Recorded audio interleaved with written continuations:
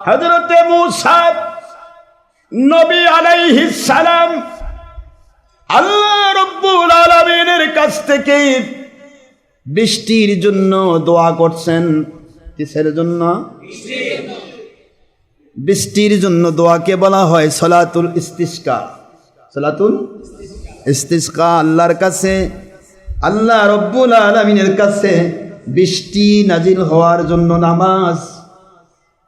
এই দোয়া খোলা আসমানের নিচে এই দোয়া করার সময় নবীদের দোয়া তো মুস্তাজাবুদ দাওয়াত, যা দোয়া করেন মুহূর্তের মধ্যে আমার মালিক কবুল করে নেন, কারণ নবীগণ নিষ্পাপ মাসুম, তাদের দোয়া কবুল করে নেন। মূসা নবী আলাইহিস সালাম বলেন, রব্বুল আলামিন দীর্ঘদিন এই জমিনে বৃষ্টি হয় না, জমিনটা ফেটে চৌচির হয়ে গেল, সকলেই তো চায় বৃষ্টি, আপনি দয়া করে দিচ্ছেন না, কিন্তু আপনি বলেছেন তোমরা আমার কাছে দোয়া করো, আমি তোমাদের দোয়া কবুল করব। ক্বালা রাব্বুকুম উদউনি আস্তাজিব লাকুম। সুবহানাল্লাহ বলেন। সূরাতুল মুমিন 60 নম্বর আয়াত আল্লাহ পাক বলেন, দুনিয়ার মুসলমানেরা, মুমিনেরা, আমি আল্লাহ ওয়াদাবদ্ধ হয়ে গেলাম, আমার কাছে দোয়া করো, আমি আল্লাহ দোয়া কবুল করব। আপনি তো বলেছেন দোয়া করতে, এই জন্য দোয়া করছি আল্লাহ।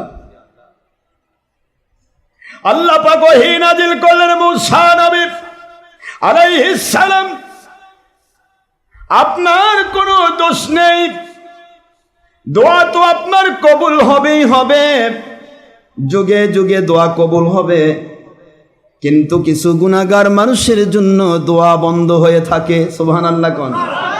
আপনার এই বনি ইসরাইলের ভিতর এমন একজন ব্যক্তি আছে, যেই মানুষটি অন্যের ব্যাপারে মিথ্যা তুহমত দেয়, মিথ্যা পরনিন্দা করে, মানুষকে ছোট করার জন্য, নিজেকে বড় করার জন্য সে মানুষের বিরুদ্ধে মিথ্যা বলে। এমন মিথ্যা নিন্দুক ব্যক্তির জন্য বৃষ্টি নাজিল হচ্ছে না। আমাদের মধ্যে মিথ্যুক আছে না? বৃষ্টি তো ঠিকই নাজিল হয়। পরনিন্দাকারী আছে না? পরনিন্দা কাকে বলে বোঝেন তো? পরনিন্দা বোঝেন? আবার এই যে গীবত আর পরনিন্দা এগুলি এক করে ফেলে, কয় যে গীবত করে, আশরাফ সিদ্দিকী গীবত করে, আঙ্গুলে গীবত করে। গীবত ওইটা যেটা কারো বিপরীতে, কারো, খুব খেয়াল করেন, কোন ব্যক্তির অনুপস্থিতিতে তার বিরুদ্ধে এমন কথা বলা যাতে সে অসন্তুষ্ট হয়। কথা বোঝেন? এর নাম কি? তাকে ছোট করার জন্য তার বিরুদ্ধে এমন কোনো কথা বলা, সেটা সত্য হোক বা মিথ্যা হোক। মিথ্যা হলে বুহতান, অপবাদ, আর সত্য হলে গীবাত। আলে গীবাতু আসাদ্দু মিনাজ জিনা, গীবত হলো জেনার চাইতেও নিকৃষ্ট হারাম, কবিরা গুনাহ। এইটা কারা করছে?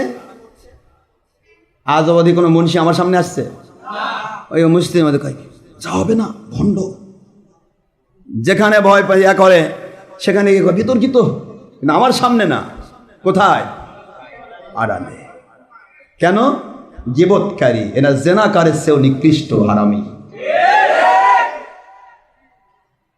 কাউলুল হক আফদালুল জিহাদ ওয়াসাকিতুল হাক্কি শাইতানুল আখরাস।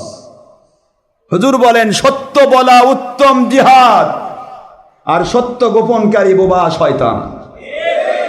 এইটা হলো কোনো ব্যক্তিকে, কোনো ব্যক্তির 2 নম্বরই কাজ, আল্লাহ বিরোধী কাজ থেকে মানুষকে বাঁচানোর জন্য। খুব খেয়াল করেন, কোনো ব্যক্তি বা গোষ্ঠী 2 নম্বরই কাজ, আল্লাহ বিরোধী কাজ থেকে মানুষকে বাঁচানোর উদ্দেশ্যে সত্য বলা উত্তম জিহাদ, কাউকে ছোট করার জন্য নয়। বুঝতে পেরেছেন? একই জায়গায় সত্য বলা উত্তম জিহাদ, আরেক জায়গায় ফিসির ফিসির কিসির কিসির করে কাউকে ছোট করা জেনার চেয়ে নিকৃষ্ট হারাম। আমার কথা বোঝেননি আপনারা? বোঝেন? কথাগুলি বুঝে আসে? বাবাজিরা আমার, রেখে আসলাম হযরতে মুসা কালিমুল্লাহ আলাইহিস সালাম, মনে আছে? আল্লাহর কাছ থেকে জেনে নিলেন কে একজন আছে পরনিন্দাকারী, মানুষের গীবত করে, আরেক ভাইয়ের গীবত করে। আমাদের মধ্যে এরকম আছে কি? ফুসফুস কেউ আছে না এরকম? ফুসফুস করিস কে আব্বা? সরাসরি কাঁচায় ধরে নেয়া কথা বলছেন না? ধরে নেয় এক জায়গা করে ফায়সালা করে দেয়, ফুসফাস করা যাবে না। গীবত, গীবত জেনার চাইতেও খারাপ কাজ। বরং হুজুর বলেছেন বুখারীতে, মান সাতারা মুসলিমান সাতারাহুল্লাহু ইয়াউমাল কিয়ামা। এ মুসলমান, যদি তোমার কোনো মুসলমান ভাইয়ের দোষ গোপন রাখো, যেটা অন্যের কাছে বললে গীবত হয়, যেটার দ্বারা অন্যের ক্ষতি হয় না, গুনাহটা তার, গুনাহটা তার, এর দ্বারা অন্যের ক্ষতি হচ্ছে না কিন্তু গুনাহ করছে, এই জিনিসটা যদি তোমরা দেখাও পরে, তুমি যদি গুনাহটা তোমার আল্লাহর ভয়ে গোপন রাখো, কিয়ামতের দিন আল্লাহ পাক তোমার জীবনের সব গুনাহ গোপন করে দিবেন। সুবহানাল্লাহ। আর আমরা যদি মানে বাতাস মারা দেখি, তাহলে কেউ পায়খানা করে ভরবে দিয়েছে। কথা বলেন নাকি? খালি শোনে যে বাতাস গেছে কারো, ওর পিছে এখন লাগবে, লাগে পায়খানা করছে বন্ধ, অথচ ওর পায়খানা করে বলে দিছে, দেখার কোনো ব্যাপারই নেই। আমরা দুনিয়াতে এরকম মানুষ আছি, কিছু লোক আছে আজকাল কথা বললে মানুষ ইংরেজি না বলে থাকতে পারে না, আমি এই সব কিছু লাইক করি না, এরকম লোক আছে না? কথা বলি, আমার কথা কি বুঝলেন? আজকাল মানুষ বাংলা ভাষা বাদ দিয়ে এক নেতা করছে, বাংলা ভাষা বাদ দিয়ে ইংরেজির পিছে দৌড়াচ্ছে, এগুলি আমিও লাইক করি না। ওই যে লাইক শব্দ ইংরেজি কইছে, ও নিজেও জানে না। আমার কথা বোঝেন নাই? নিজের মধ্যে লাইক ঢুকে গেছে ইংরেজি, ওই বাংলা করছে, বাংলা ভাষার মধ্যে ইংরেজি ঢুকায়, আমি এসব লাইক করি না। প্রশ্ন হচ্ছে আপনার ভিতরে আগে দেখুন, আপনি আত্মসমালোচনা করুন। প্রতিদিন সকাল থেকে সন্ধ্যা পর্যন্ত আপনি কি করেছেন? এশার নামাজ পড়ে মুরাকাবায় বসুন, নিজের গুনার দিকে মুরাকাবা করেন। আমি আজকে কি কি আল্লাহ বিরোধী কাজ করেছি, ও আল্লাহ ভুল করেছি, ফিরে আসলাম আপনার কাছে, আমাকে সাহায্য করুন। আমার আল্লাহ বলে তোমার গুনাহ মাফ হয়ে গেল, আমি তোমাকে সাহায্য করব। নেক আমল করেছি, ও আল্লাহ আপনি দয়া করে নেক আমল করার তৌফিক দিয়েছেন, আগামীকালকে আরো বেশি করে নেক আমল করার তৌফিক দেন। আমার মালিক বলে নেক আমলের রাস্তা আমি খুলে দিলাম। একটু আত্মসমালোচনা করুন। নিজের গুণাগুলি, নিজের ত্রুটিগুলি না ধরে অন্যের দিকে শুধু দৌড়ায়, কে কি করছে, কে কি করলো, ও কি করলো, এদের দরকার নেই। আপনাকে মনিটরিং এর দায়িত্ব দেওয়া হয়নি, মনিটরিং এর দায়িত্ব আমার মালিক নিয়েছেন। সারা জগৎ হচ্ছে আল্লাহর কুদরতি CC camera, road circuit camera দিয়ে ভরানো আছে গোটা জগৎ। কি ঘটছে, আপনার অন্তর কি বলছে, তাও আমার মালিকের কাছে সব ফাঁস হয়ে যাচ্ছে। খায়নাতাল আয়ুন ওয়া মা তুখফিস সুদূর। আল্লাহ বলেন, দুনিয়ার মানুষেরা, তোমাদের অন্তর কি গোপন করে, তোমাদের চোখ কি লুকোচুরি খেলে, এটা সবাইকে ফাঁকে দিতে পারবা? তোমার মালিক আমি আল্লাহ সবই জানি। তোমার চোখ কোন দিকে লুকোচুরি খেলছে ওটা আমি দেখতেছি, তোমার অন্তর কি গোপন করছে ওটা আমি দেখি, প্রকাশ যেটা করছে দেখি, ওই গোপনটাও দেখি। এইরকম সার্কিট ক্যামেরা সেটিং করা আছে আপনার ভিতরে। সুবহানাল্লাহ বলবেন না? মুসা আলাইহিস সালাম আল্লাহর কাছ থেকে জেনে নিয়েছেন তিনি ছিলেন আল্লাহ প্রদত্ত কালিমুল্লাহ। কি কালিমুল্লাহ?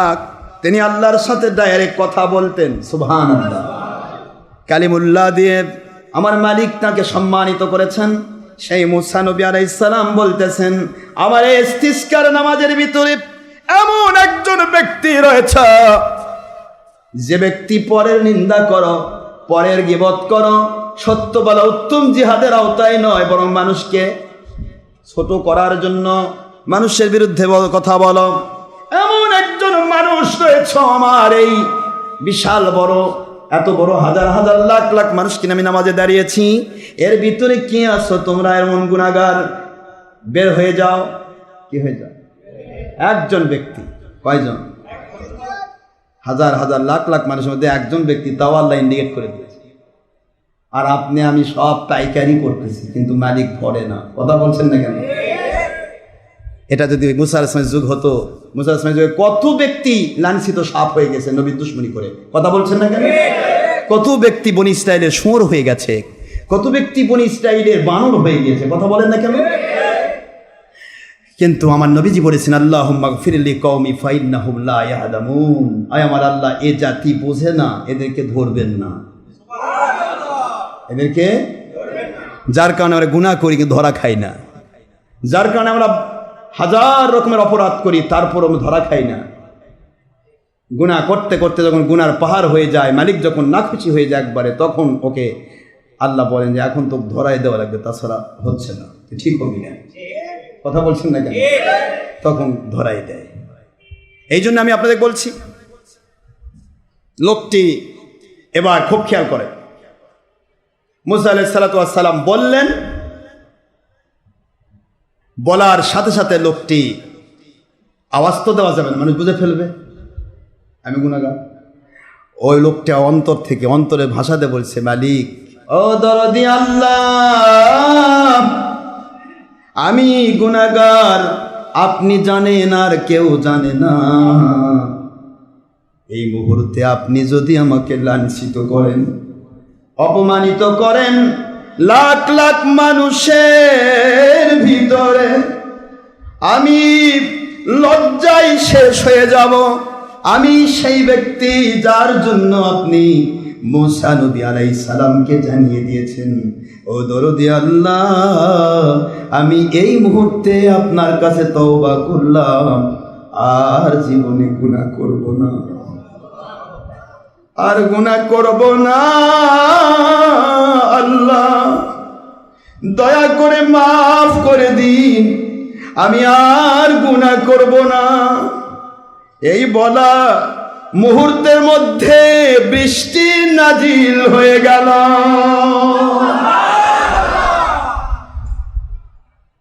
মুসা নবী আলাইহিস সালাম বলেন, আল্লাহ কি হলো, কি হলো এটা? আপনি বললেন যে কে একজন আছে গুনাহকারী, এই গুনাহগারকে আমি তো বের করে দেওয়ার কেবল আদেশ করছি, কেউ যায়নি। আমি ভালো করেই দেখছি, একটা লোকও বের হলো না।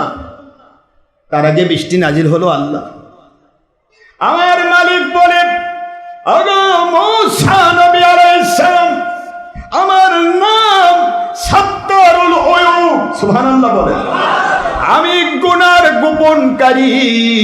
কোন বান্দা যদি আমার কাছে তওবা করে, আমি আল্লাহ ওই বান্দাকে আর গুনার ভিতরে রাখি না। যেই বান্দার জন্য বৃষ্টি বন্ধ ছিল, ওই বান্দার তওবার কারণে বৃষ্টি নাজিল করে দিলাম।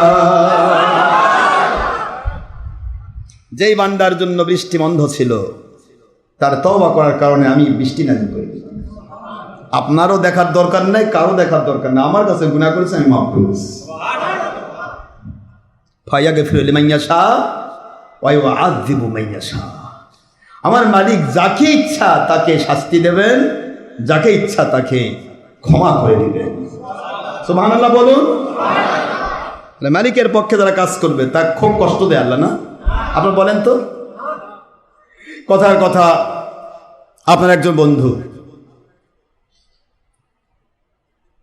জান প্রাণ দিয়ে ভালোবাসে, সেই বন্ধুর একটা অপরাধ আপনার কাছে ধরা পড়লো, যাকে জান প্রাণ দিয়ে ভালোবাসেন, একটা অপরাধের কারণে সেই বন্ধু শাস্তি দেবেন? আপনি আমাদের বন্ধু, যাকে আমি জান দিয়ে ভালোবাসি, প্রাণ দিয়ে ভালোবাসি, জীবনটাই যা দিতে পারি, সেই বন্ধুই এটা অপরাধ করেছো, এটা কি, এটার জন্য কি আমি তোমার সাথে মন খারাপ করতে পারি? মাফ করে দিলাম। পারে না? আল্লাহর সাথে বন্ধুত্ব করুন। আমার মালিকের ওলি যারা হয়ে যায়, তা যদি ত্রুটি বিচ্যুতিও হয়ে যায়, ওটাও মাফ হয়ে যায়। মালিক বলে, বন্ধু আমার কাছে গুনাহ করছেন, অসুবিধা নেই, আমি মাফ করে দিচ্ছি। আবার যদি ইচ্ছা করে ধরবেন, আপনি কেন করলেন? আপনার দ্বারা তো এটা শোভা পায় না। মালিক ভুল করছি। আল্লাহ কয়, ভুল ভুল যখনই কেউ স্বীকার করে নেয়, তখনই আমি আল্লাহ খুশি হয়ে যাই। এই জন্য ভুল ত্রুটির ঊর্ধ্বে মানুষ নয়। মানুষের মধ্যে একমাত্র নবী রাসূল সাল্লাল্লাহু আলাইহি ওয়াসাল্লাম তারা মাসুম নিষ্পাপ, এছাড়া সকলেই কম বেশি ভুল আছে, ছিল, থাকবে। এই ভুলগুলি যদি মালিকের কাছে নিজে দায়বদ্ধ হয়ে যায়, মুহূর্তের মধ্যে মালিক তার জিন্দগি গুনাহ মাফ করে দেন। বাবাজিরা আমার, মালিকের কাছে যদি যান, মালিকের কাছে যদি কিছু চান, ওই মালিক কেমন করে সাহায্য করে। আর ওলিয়া উলিয়া যে দুনিয়াতে মানুষের জন্য সুসংবাদ, কি রকম সুসংবাদ, একটা কথা বলে দিব না, থাক আজকে নামাজ পড়ে। আল্লাহ বলেছেন, খেয়াল করেন, লাহুমুল বুশরা ফিল হায়াতিদ দুনিয়া ওয়া ফিল আখিরাহ লা তাবদীলা লিকালিমাতিল্লাহ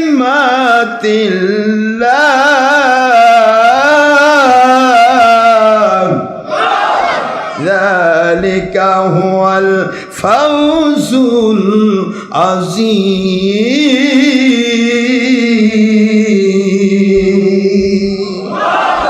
কোরআন শরীফের সূরাতুল ইউনূস আলাইহিস সালাম খুললেই পাবেন 10 নম্বর সূরা 11 নম্বর পারা আয়াত শরীফ নম্বর 64 একাংশ।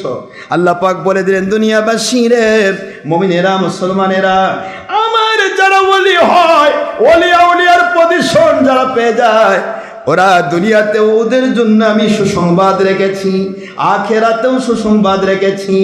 ওদের নসিহত যদি গুনাহগার মানে রে, আমি আল্লাহ গুনাহগুলি মাফ করে দেই।